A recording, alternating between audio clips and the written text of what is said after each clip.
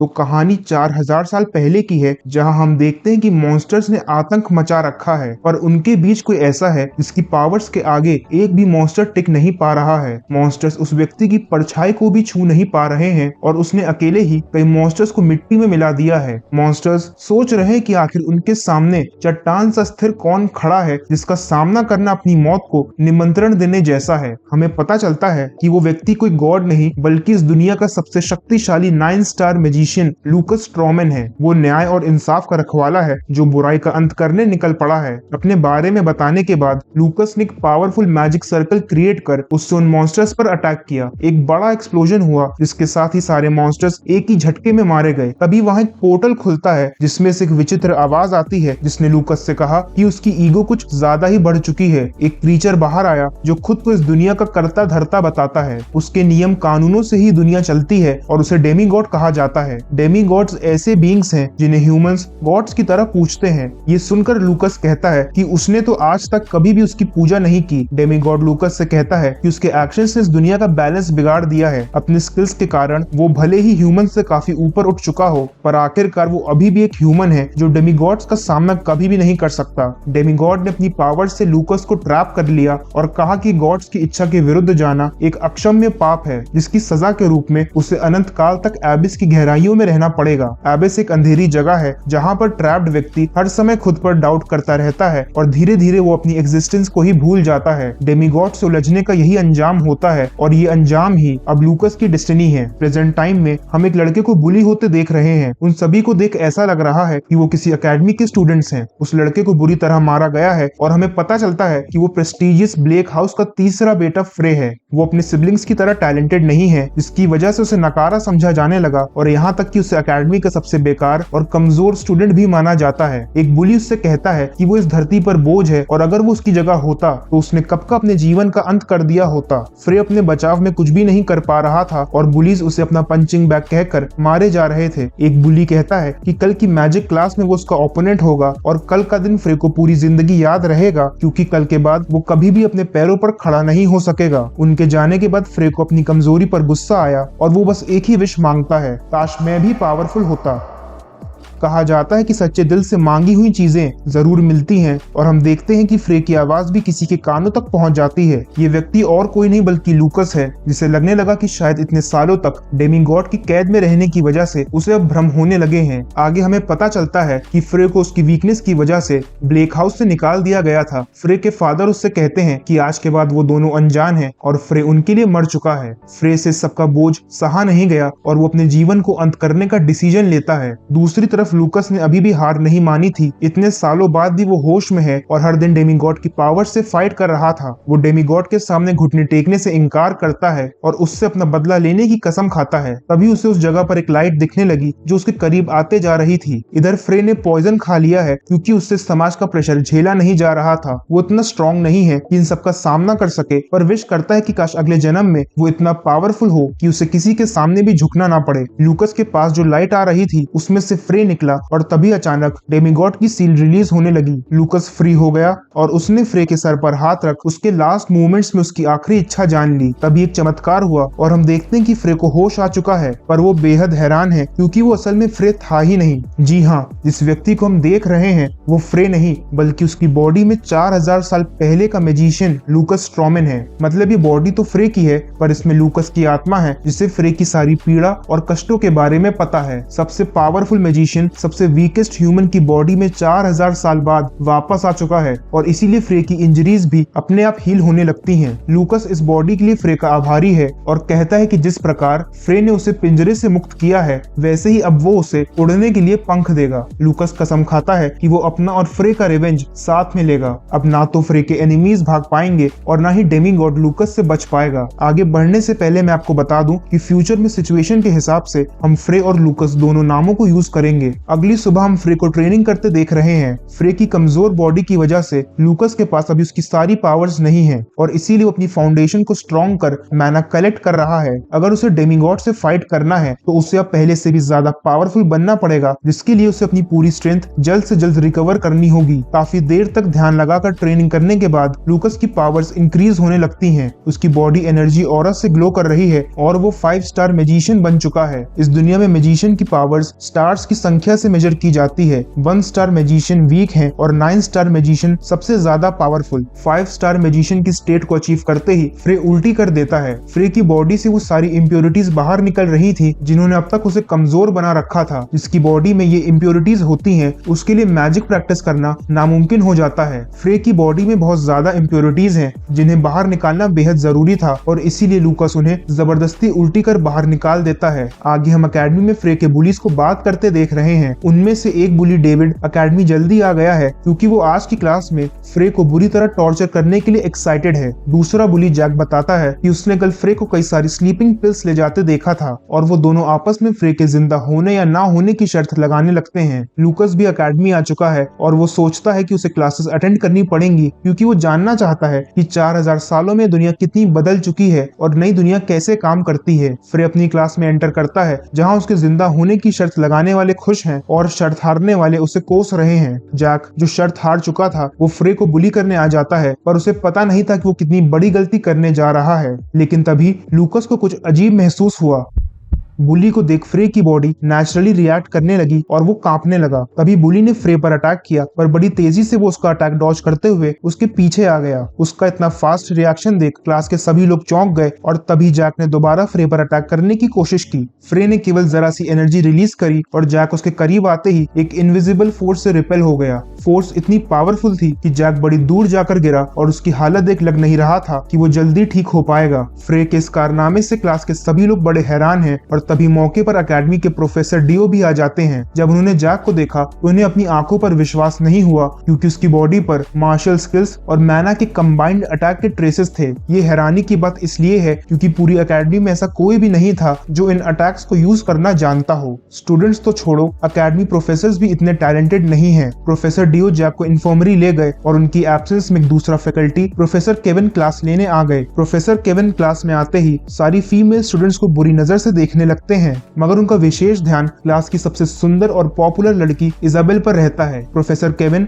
फ्रे को उनकी क्लास अटेंड करते देख हैरान है क्योंकि वो अक्सर उनकी क्लासेस स्किप किया करता था। हमें पता चलता है कि प्रोफेसर अधिकतर फ्रे को टारगेट कर क्लास में उसका मजाक उड़ाया करते थे, जिसकी वजह से उनकी क्लासेस अटेंड नहीं करता था। पर लूकस इससे अनजान है और वो कहता है कि बिजी होने की वजह से वो उनकी क्लासेस अटेंड नहीं कर पा रहा था। ये सुनकर प्रोफेसर को गुस्सा आ गया और उन्होंने फ्रे को अपना आज का टारगेट बना लिया। प्रोफेसर अब फ्रे का क्विज लेंगे और अगर वो किसी एक भी क्वेश्चन का जवाब ना दे पाया तो उसे प्रोफेसर से बदतमीजी करने की सजा मिलेगी। पहला क्वेश्चन, उन 3 आइटम्स का नाम बताओ जिन्हें मैजिक वॉरियर किंग कसाजिन यूज करता था। कसाजिन का नाम सुनते ही लूकस चौंक गया क्योंकि 4000 साल पहले कसाजिन एक बड़ा पावरफुल वॉरियर था जिसके पंचेस में पहाड़ों को भी तोड़ने की शक्ति थी। उसके एक ही अटैक से बड़े बड़े पहाड़ छोटे छोटे पत्थरों में बिखर जाया करते थे। कसाजिन और लूकस जिगरी दोस्त थे जो अक्सर साथ में ट्रेनिंग किया करते थे। अपने पुराने दोस्त के जीवन को स्टूडेंट्स के अकेडमी कोर्स का हिस्सा बनते देख लूकस की हंसी नहीं रुक रही थी। बाकी स्टूडेंट्स भी समझ गए थे कि अब फ्रे की शामत आ चुकी है क्योंकि प्रोफेसर ने उससे एक ऐसा क्वेश्चन पूछा था जिसके बारे में हिस्टोरिकल रिकॉर्ड्स में भी क्लियरली बताया नहीं गया है। प्रोफेसर को मनमानी करते देख इजाबेल ने क्लास के बीच में ही उठकर उन्हें टोक दिया क्योंकि उनका क्वेश्चन उनके सब्जेक्ट से रिलेटेड नहीं था। ये बिल्कुल ऐसा है जैसे केमिस्ट्री का टीचर स्टूडेंट से मैथ्स के क्वेश्चंस पूछ रहा हो। इजाबेल आगे कहती है कि कसाजिन एक वॉरियर था जो मैना को बस बॉडी एनहांसमेंट के लिए ही यूज करता था,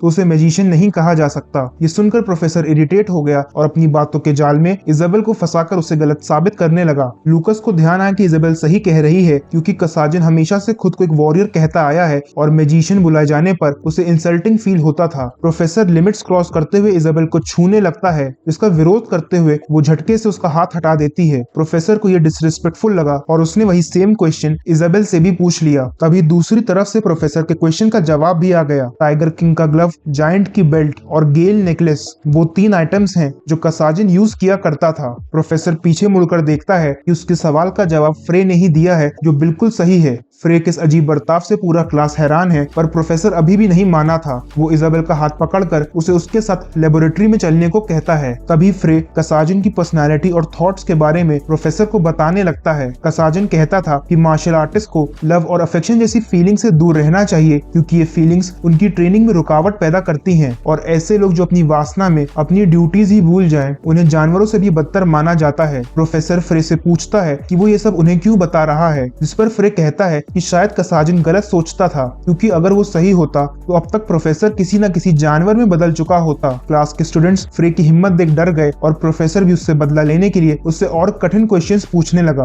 कुछ समय बाद प्रोफेसर के साथ साथ बाकी स्टूडेंट्स के भी पसीने छूट गए, क्योंकि फ्रे ने सभी सवालों का एकदम सही जवाब दिया था। उसे 4000 साल पुराने इवेंट्स की भी जानकारी है, जो अकेडमी के कई सीनियर मोस्ट प्रोफेसर्स भी नहीं जानते थे। किसी को भी समझ नहीं आ रहा था कि अकेडमी का सबसे बेकार स्टूडेंट एक दिन में इतना बुद्धिमान कैसे हो गया। इसी के साथ क्लास ओवर हुई और लंच के लिए जाते वक्त हम देखते हैं कि इजाबेल फ्रे का पीछा कर रही है। फ्रे उसे इग्नोर करता है, पर इजाबेल ना ही केवल उसके पीछे जाती बल्कि लंच में उसी की टेबल पर बैठ भी जाती है। फ्रे राक्षसों की तरह खाने पर टूट पड़ा और इजाबेल उससे पूछती है कि वो इतना ज्ञानी कैसे है जो 4000 साल पुराने इवेंट्स के बारे में जानता है। 4000 साल पहले 4 ग्रेट मास्टर्स थे, जिनकी कंट्रीब्यूशन की वजह से ही मैजिक नई बुलंदियों पर पहुंचा। ये मास्टर्स हैं मैजिक वॉरियर किंग कसाजिन, महान ज्ञानी शिवाइजर विल्समैन, ब्लैक विच आयरिस फिश फाउंडर और सबसे स्ट्रॉन्गेस्ट मेज लूकस स्ट्रॉमिन। इजाबेल कहती है कि वो लूकस को अपना राइवल मानती है और अगर वो जिंदा होता तो वो उसी से शादी करती। ये सुनकर फ्रे हंसने लगा, क्योंकि उसके लिए इजाबेल बच्चों जैसी है, और उन दोनों को साथ में हंसते मुस्कुराते देख बाकी स्टूडेंट्स जेलस फील कर रहे थे, क्योंकि इजाबेल टॉप क्लास स्टूडेंट है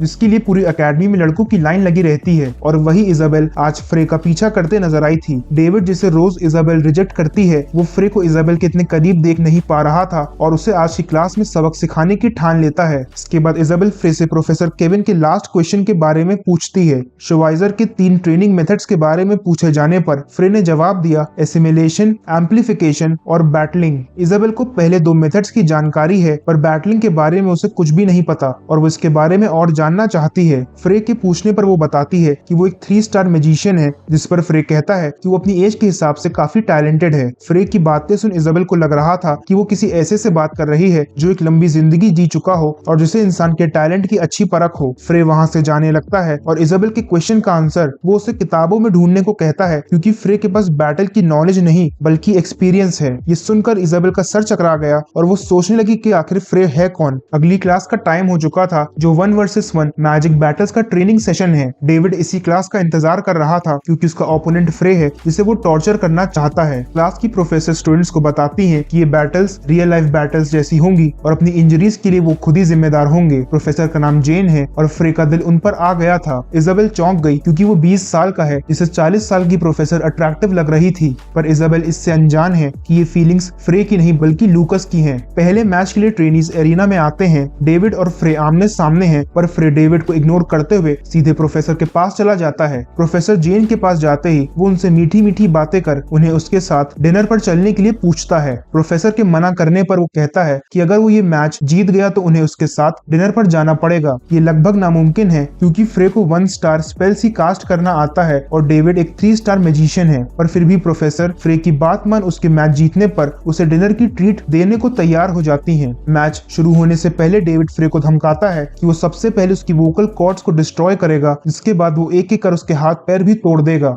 फ्रे कहता है कि 1 स्टार स्पेल्स इतना डैमेज नहीं कर सकती। 1 स्टार स्पेल्स इसलिए क्योंकि इस मैच में उन्हें 1 स्टार स्पेल से ऊपर की स्पेल्स यूज करने की परमिशन नहीं है। प्रोफेसर के इशारे पर बैटल एक्साइटमेंट के साथ शुरू हुई और डेविड ने एक हाई क्लास स्पेल स्टोन रेज का यूज करना शुरू कर दिया। स्पेल को देख सभी डर गए और इजाबेल इसे चीटिंग बताने लगी। प्रोफेसर कहती है कि डेविड ने कोई रूल्स नहीं तोड़े हैं। डेविड विजन मैजिक का यूज कर रहा है, जो उसकी फैमिली के वंशज यूज करना जानते हैं। मतलब ये एक बेहद पावरफुल स्पेल है, जिसे उसकी फैमिली का 1 स्टार मैजिशियन भी बड़ी आसानी से यूज कर सकता है। डेविड की स्पेल कंप्लीट हो चुकी है और वो फ्रे पर अटैक करने के लिए तैयार है। फ्रे ने अपनी level 1 spell magic missile create की, जिसे देख डेविड की हंसी छूट गई, क्योंकि मैजिक मिसाइल को 1 स्टार मैजिशियन की वीकेस्ट स्पेल माना जाता है। स्पेल वीक जरूर थी, पर इसे कास्ट करने वाला बेहद स्ट्रॉन्ग है। फ्रे ने स्पेल लॉन्च की, जिसने डेविड की स्टोन रेज स्पेल को तोड़ते हुए उसे हिट किया। स्पेल उसके गले पर जा लगी और इम्पैक्ट कितना जबरदस्त था ये उसकी हालत देखकर अंदाजा लगाया जा सकता है। ये मंजर देखकर वहां पर उपस्थित सभी लोगों के होश उड़ गए और डेविड कुछ भी बोल ना सका, क्योंकि उसकी वोकल कॉर्ड्स कॉर्ड्स डिस्ट्रॉय हो चुकी थी।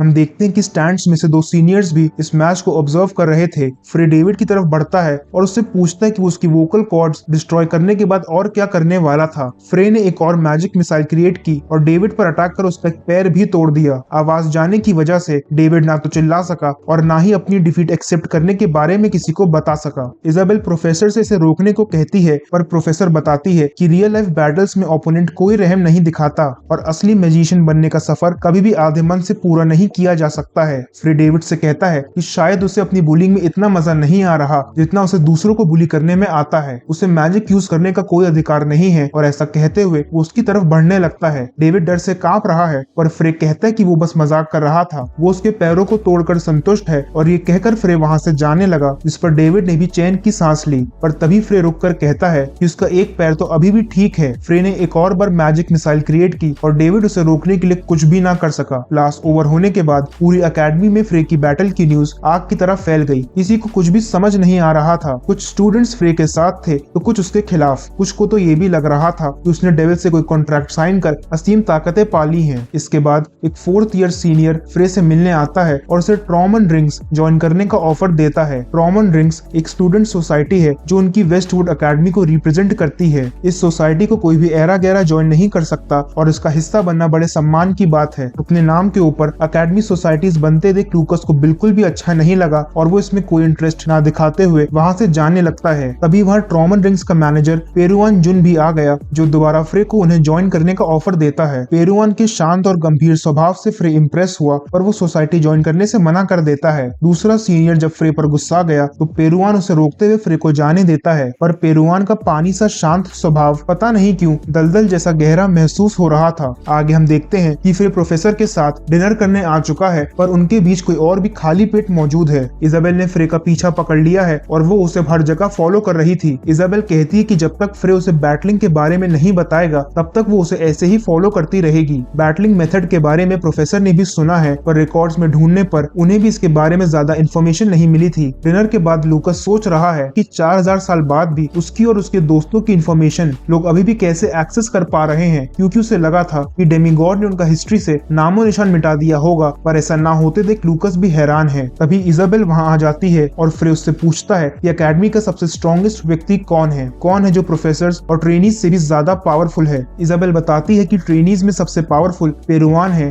और प्रोफेसर्स में प्रोफेसर डियो और एडलिया बेहद स्ट्रॉन्ग है, पर ओवरऑल अकेडमी में सबसे पावरफुल इजाबेल की आंट लेडी साइरस ट्रेजनीन है, जो वेस्टवुड अकेडमी की डायरेक्टर होने के साथ साथ एक 6 स्टार मैजिशियन भी है। प्रोफेसर बताती है कि ऐसा कहा तो जाता है कि 9 स्टार मैजिशियन बना जा सकता है, पर आखिरी बार ये स्टेज करीब 3000 साल पहले किसी मैजिशियन ने अचीव की थी। अब तो 8 स्टार को ही टॉप स्टेज माना जाता है, पर पूरी दुनिया में अब तक 10 से भी कम मेजेस 8 स्टार मैजिशियन बन पाए हैं और इसी वजह से 9 स्टार स्टेज को लेजेंडरी माना जाता है और ये स्टेज बस कहानियों में ही एग्जिस्ट करती है। अकेडमी की सुरक्षा एक प्रोटेक्टिव बैरियर कर रहा है जिसे शायद अकेडमी डायरेक्टर ने क्रिएट किया है, पर फ्रे को इस पर शक है क्योंकि 6 स्टार मैजिशियन ऐसा स्ट्रॉन्ग बैरियर क्रिएट नहीं कर सकता। उसे लेडी साइरस से मिलने की उत्सुकता होने लगी क्योंकि उसे लगता है कि वो शायद इस दुनिया के बारे में कुछ ऐसा जानती है जिससे बाकी सब अनजान है। लूकस सोचता है कि इतने ताकतवर लोगों का सामना करने के लिए उसे भी पावरफुल बनना होगा, इसीलिए वो डिसाइड करता है कि अकेडमी वेकेशंस में उसे हर हाल में 7 स्टार मैजिशियन बनना होगा। 2 हफ्तों बाद फ्रे का अकेडमी में मन नहीं लग रहा था।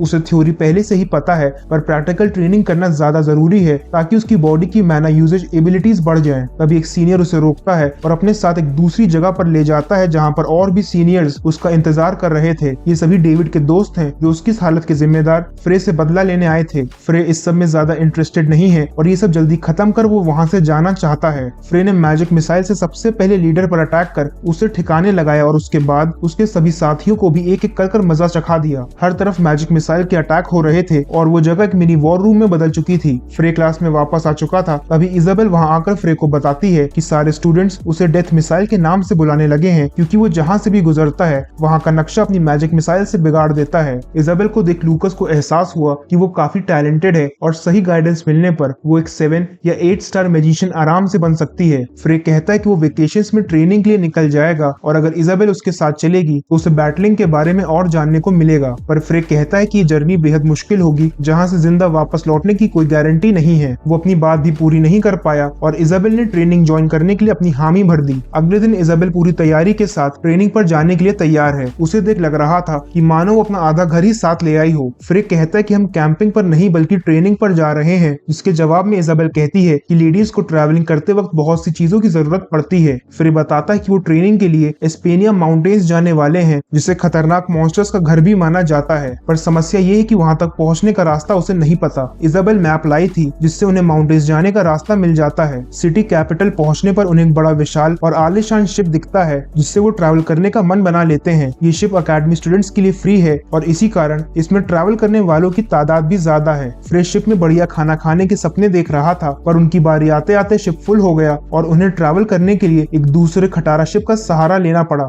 दूसरी तरफ हम एक पायरेट्स के ग्रुप को प्लानिंग करते देख रहे हैं। एक मेंबर कहता है कि सब कुछ तैयार है और आज रात वो अपने प्लान को अंजाम देंगे। इस पायरेट ग्रुप का नाम ब्लड रेड रेडर्स है और उनका टारगेट एक शिप है जिसमें कई रॉयल फैमिलीज के बच्चे ट्रैवल कर रहे हैं। पर ये वही खटारा शिप है जिसमें फ्रे और इजाबेल भी अपनी जर्नी कंटिन्यू कर रहे हैं। वहीं शिप में कैप्टन इजाबेल और फ्रे को वेलकम करता है। भले ही ये शिप आलीशान नहीं है, पर तब भी इसमें पैसेंजर्स की संख्या काफी कम है। इजाबेल के ये पूछने पर कैप्टन बताता है कि ऐसा इसलिए है क्योंकि ये शिप एक ऐसे एरिया से होकर गुजरता है जहां कभी कभी पायरेट्स आ जाते हैं। पर चिंता की कोई बात नहीं है, क्योंकि दो वॉरशिप्स उनकी सुरक्षा के लिए उनके साथ ट्रैवल कर रहे हैं। दोनों वॉरशिप में एक 4 स्टार बैटल मेज तैनात है और चाहे कितने भी पायरेट्स क्यों ना आ जाएं, वो बैटल मेजेस का सामना नहीं कर सकते। तभी उन्हें धमाके की आवाज आई और सभी लोग शोर मचाने लगे कि पायरेट्स वहां आ चुके हैं। हम देखते हैं कि एक बड़ा विशाल बैटल शिप उनके सामने है, पर सबसे आश्चर्यचकित करने वाली बात यह है कि सुरक्षा में तैनात दोनों वॉरशिप्स डिस्ट्रॉय हो चुके हैं। इस घटना के कुछ समय पहले हम देखते हैं कि पायरेट्स समुद्र में एंटर कर चुके हैं और उनके सामने उनके टारगेट के साथ साथ 2 वॉरशिप्स भी मौजूद हैं। कैप्टन कहता है कि घबराने की कोई बात नहीं है, क्योंकि उनके पास कोई ऐसा है जो अकेले ही दोनों वॉरशिप्स को संभाल सकता है। ये स्पेशल व्यक्ति असल में एक अनडेड बीइंग है जो साक्षात मौत का देवता प्रतीत हो रहा था। वो अनडेड बीइंग पायरेट्स की इस रेड में हेल्प करने आया था, पर उसे देख बाकी पायरेट्स घबरा रहे थे, क्योंकि उन्होंने ऐसे बीइंग्स के बारे में केवल कहानियों में ही सुना था। तभी अनडेड बीइंग अपना मैजिक यूज कर आइस स्पीयर क्रिएट करता है, जिनसे वो शिप्स पर अटैक करने वाला था। आइस स्पीयर को देख बैटल मेजेस अलर्ट हो गए और उन्होंने एक प्रोटेक्टिव बैरियर क्रिएट किया, पर अनडेड ज्यादा पावरफुल था और उसके आइस स्पीयर को बैटल मेजेस का बैरियर रोकने में नाकाम रहा। बैरियर तोड़ते हुए वो स्पीयर शिप्स पर जा गिरे, जिससे वो वॉरशिप्स तुरंत डिस्ट्रॉय हो गए। पायरेट्स का लीडर इससे बेहद खुश है और वो अनडेड बीइंग को उनकी हेल्प करने के लिए शुक्रिया कहता है, पर वो बीइंग किसी रीजन से गुस्से में था। वो बताता है कि उसने 3 आइस स्पीयर क्रिएट किए थे, पर केवल 2 वॉरशिप्स ही डिस्ट्रॉय हुए और तीसरे शिप को कोई नुकसान नहीं पहुंचा था। लीडर कहता है कि वो नहीं चाहता कि तीसरा शिप डिस्ट्रॉय हो, क्योंकि वो पैसेंजर्स को लूटना चाहता है। अनडेड उसे घूरते हुए बताता है कि ये तो उसे भी पता है और इसीलिए उसने तीसरा स्पीयर इतना स्ट्रॉन्ग नहीं बनाया था कि पूरा शिप ही डिस्ट्रॉय हो जाए। वो स्पीयर उन्हें बस एस्केप करने से रोकने लायक जितना स्ट्रॉन्ग था। इसका एक ही मतलब है कि शिप पर कोई ना कोई पावरफुल व्यक्ति जरूर है। इधर इजाबेल को भी एहसास हो गया था कि 3 आइस स्पीयर्स में से एक जो उनके शिप पर गिरने वाला था वो बीच हवा में ही डिस्ट्रॉय हो गया था, पर फ्रे बताता है कि ऐसा उसने नहीं किया, मतलब कोई और है जिसने आइस स्पीयर को डिस्ट्रॉय किया था। लूकस सोचता है कि वो फ्रे से ज्यादा डिफरेंट नहीं है, उसने डार्क मैना पहले ही फील कर लिया था, पर तभी उससे अपनी 4000 साल पहले की डेमीगॉड वाली फाइट याद आ गई, जिससे उसका शरीर ठंडा पड़ गया और वो कांपने लगा। पर वो समझ गया था कि ये डेमीगॉड नहीं बल्कि एक अनडेड का मैना है। साथ ही में वो उस व्यक्ति का भी शुक्रगुजार है जिसने ऐसी सिचुएशन में शिप को प्रोटेक्ट किया था। तभी पायरेट्स का शिप उन पर अटैक करता है और सारे पायरेट्स एक एक कर उनके शिप पर आने लगते हैं। पायरेट्स ने लोगों को सताना शुरू किया और तभी उनके बीच पायरेट्स का लीडर अपने खास लोगों के साथ पैसेंजर्स को ग्रीट कर उन्हें बताता है कि ब्लड रेड रेडर्स उन्हें लूटने आ चुके हैं।